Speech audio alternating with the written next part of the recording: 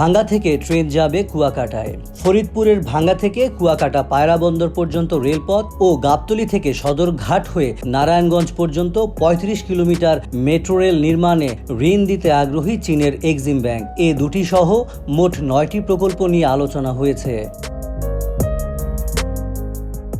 Metro rail প্রকল্পে প্রায় ৬০,০০০ কোটি টাকা খরচ হবে। এতে চীনের এক্সিম ব্যাংক প্রায় ৪৫,০০০ কোটি টাকা দেবে।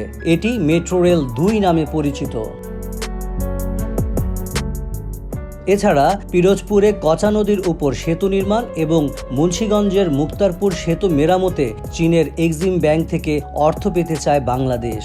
চীনা ঋণ পেতে রেলের আরও যেসব প্রকল্পের তালিকা করা হয়েছে সেগুলোর মধ্যে আছে গাজীপুরের জয়দেবপুর থেকে জামালপুর পর্যন্ত মিশ্র গেজ রেলপথ নির্মাণ, পাবনার ঢালারচর থেকে ফরিদপুরের পাচুরিয়া পর্যন্ত ব্রডগেজ রেলপথ নির্মাণ, রাজবাড়ীতে একটি রেলওয়ে ওয়ার্কশপ নির্মাণ এবং ভৈরব বাজার থেকে ময়মনসিংহ পর্যন্ত মিটার গেজ লাইন মিশ্র গেজে রূপান্তর।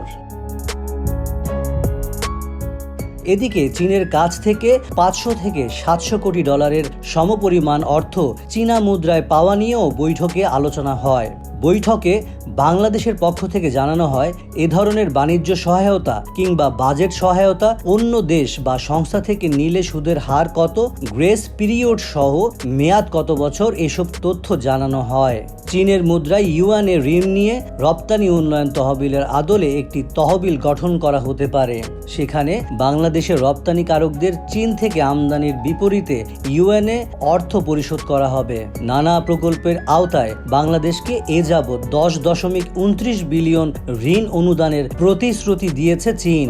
এর মধ্যে ঋণ ছাড় দিয়েছে 6.54 বিলিয়ন মার্কিন ডলার। ছাড় হওয়া অর্থের মধ্যে 10 কোটি ডলার অনুদান।